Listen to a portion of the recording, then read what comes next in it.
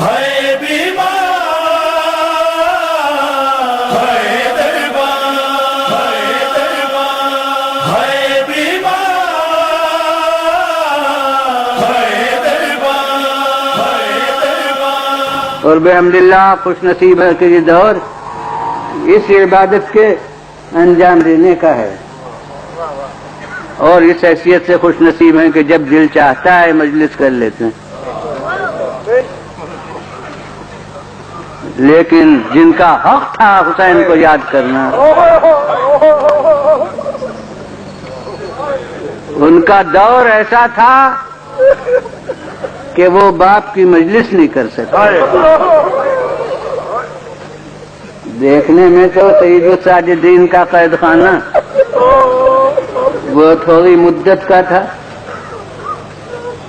زیادہ سے زیادہ 1 سال. یہ اختلاف ہے کہ اسی سال رہائی ہوئی ہے یا دوسرے سال رہائی ہوئی ہے، مگر بہرحال 1 سال کے بعد صحیح تو وہ تو قید ختم ہو گئی. مگر میں تو سمجھتا ہوں کہ آزادی اس کے بعد بھی نصیب نہیں ہوئی. مجھے تو پوری زندگی قید خانے میں نظر آ رہی، مگر انہوں نے اپنی ذات کو ان مقاصد کے پورا کرنے کا ذریعہ بنا لیا جن کو کھل کر انجام نہیں دے سکتے. دور ایسا ہے کہ شاگرد جمع نہیں ہو سکتے، مجلس درس مرتب نہیں ہو سکتی. تو اس کی تدبیر کیا کی کہ مناجاتوں کو مدرسہ الہیات بنا دیا. دعاؤں کے ذریعے سے ہم کسی آدمی کو مخاطب کر ہی نہیں رہے کہ سیاست کا کوئی شکنجہ ہمیں کسے. ہم تو اپنے خدا کو مخاطب کر کے بات کہہ رہے ہیں، لہذا کوئی سیاست وقت اس پر پہرے نہیں لگا سکتی. یوں ہیں ان کے وارث جو سیاست نہیں جانتے تھے، سیاست نہیں برتتے تھے، سیاست شکنی کرتے تھے. تو اس طرح اس سیاست کو شکست دے رہے ہیں اور مجلس باپ کی نہیں کر سکتے تو اپنی ذات کو مجلس بنا دیا ہے. آب وضو سامنے آیا، اب کوئی ذاکر ممبر پر نہیں ہے، یہ پانی ذاکر ہے. یہ چلو میں پانی جو آیا ہے بھائی یہی یاد حسین دلا رہا ہے. اور پاسو بہنا شروع ہو گئے، خاموش ذاکری اور خاموش اس کا اثر. آنکھوں سے آنسو بہنے لگے، اور اتنے آنسو کہ وہ پانی گویا آب مطلق کے بجائے آب مضاف ہو گیا. اب اس سے وضو نہیں صحیح رہا تو اسے پھینک دیا. اب دوسرا چلو لیا، یہ گویا دوسرا ذاکر ہو گیا. اب جب تک وضو نہ ہو جائے مجلس حسین برپا. تو اسی لیے بات چیزیں جو یوں کہی جائیں تو لوگ نہیں سمجھیں گے کہ پرنالے سے پانی بہ رہا ہے. اب دیکھیے ذکر حسین بازار تک پہنچ رہا ہے، ذکر حسین گلی تک پہنچ رہا ہے کہ وہ پانی آ رہا ہے، کوئی دامن بچا رہا ہے. کہنے والا کہتا ہے جو گھر کے اندر سے کوئی ملازم نکلا ہے کہ ارے دامن نہ بچاؤ، یہ کوئی ویسا پانی نہیں ہے، یہ سید سجاد کے آنسو ہیں. دیکھیے ذکر متعدی ہوا، دوسرے تک پہنچا. اب یہی میں کہ یوں بے جھجک کہہ دیا جائے تو لوگ کہیں گے وہ اتنے آنسو کہیں اتنے بہ سکتے ہیں کہ وہ پرنالے سے بہ. مگر اب آپ نے نوعیت سمجھی کہ وہ آب وضو ہوتا تھا جس کے ساتھ آنسو شریک ہو کر باہر جاتے تھے، تو وہ مبلغ بن گئے. وہ آنسو اب مبلغ بن گئے، چاہے آواز نہ جائے مگر خود آنسو پہنچ رہے ہیں دنیا تک باہر. اور اب پوچھ رہا ہے کیا ہو رہا ہے معلوم ہے.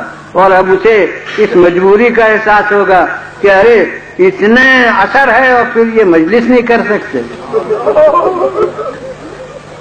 اب بس ایک واقعہ ممکن ہے میرے یہ آپ حضرات اتنے توجہ سے سماعت فرماتے ہیں کہ جس کا نام مصائب ہوتا ہے اس کے ذکر کرنے کی ضرورت نہیں ہوتی.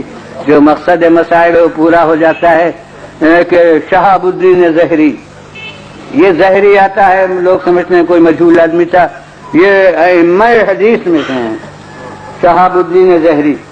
اور عبد الملک ابن مروان کے یہاں بڑی ان کو قدر و منزلت حاصل تھی، کثیر التعداد شاگردوں کے استاد فن حدیث کے، اور ان سے احادیث پوچھے جاتے تھے اور بہت سی حقیقتوں سے حق کی واقف تھے، مگر وقت ضرورت ظاہر ہے کہ بادشاہ کے یہاں اتنی پہنچ تھی تو اب آزادی کے ساتھ ان مفادات کو نظر انداز تو وہ نہیں کر سکتے تھے، لہذا پھر بھی حسب مصلحت بیان کرتے تھے کہ اب ایک روایتوں کے ذکر ہو گیا اور یہ کم لوگوں کو سنا ہے کہ بادشاہ نے، اموی بادشاہ نے ان سے پوچھا کہ کیا آپ کے علم میں یہ ہے، سنا ہے کہ جب حضرت علی مرتضیٰ، اب اس نے جن الفاظ میں کہو میں اس کو کہ علی مرتضیٰ کے سر پر جب ضربت لگی ہے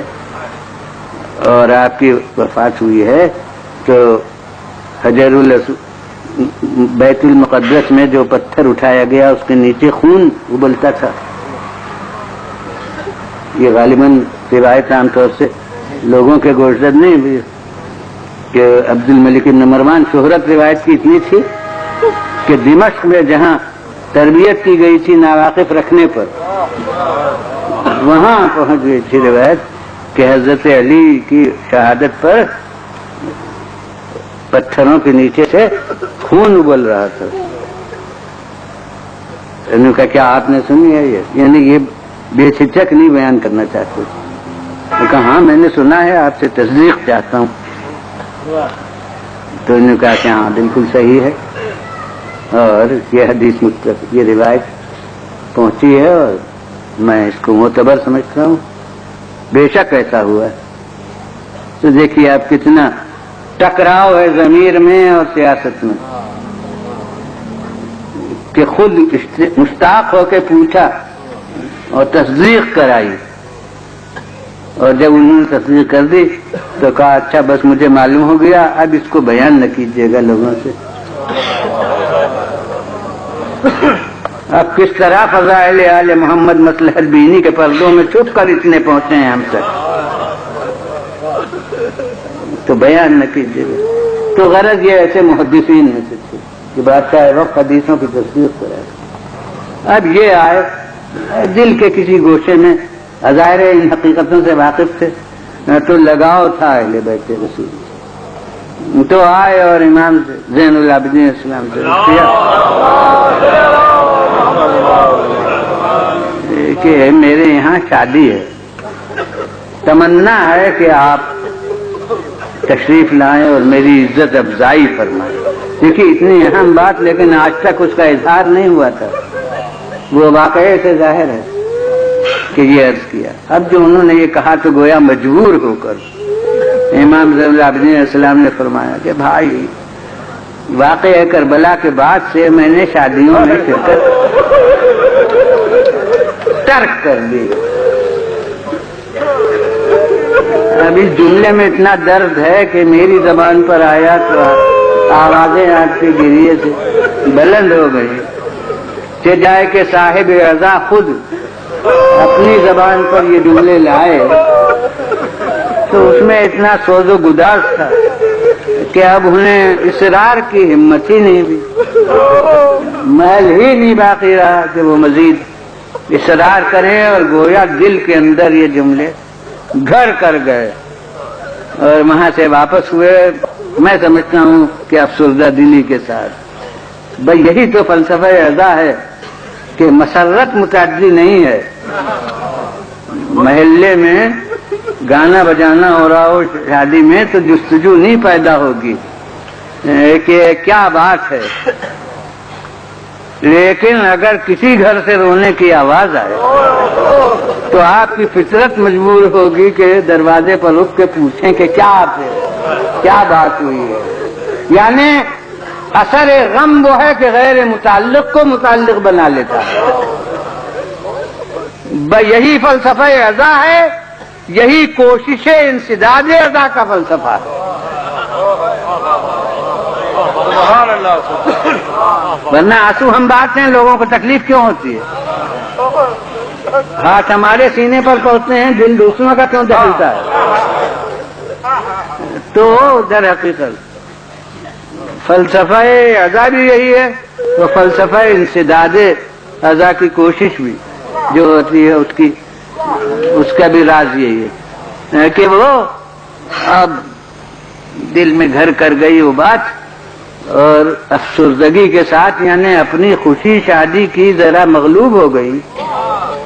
اب اعلان ہو چکا، ظاہر ہے شادی ہوئی، مگر وہ دل پر جو اثر ہو چکا تھا تو کچھ عرصے کے بعد جب وہ مصروفیتیں ختم ہوئی تو امام کی خدمت میں آئے اور عرض کیا کہ اس دن میں نے عرض کیا اور آپ نے ایسی بات فرمائی کہ پھر مجھے ہمت ہی نہیں ہو سکتی تھی کہ میں مزید عرض کروں، لیکن میری دلی تمنا ہے کہ آپ میرے یہاں تشریف لائیں.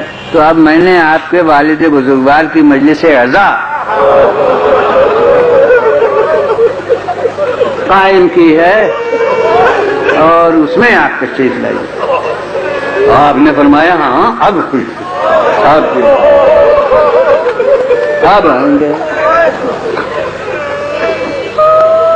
اب ظاہر ہے جب ماحول ایسا ہو اور شخصیت ایسی اپنی ہے کہ جو بادشاہ کے یہاں پہنچ ہے، اور یہ تو کتنی احتیاط سے سامعین کو چن چن کر اطلاع دی ہوگی، جو رازدار بھی ہوں اور گھر سے خاص عقیدت بھی رکھتے ہوں.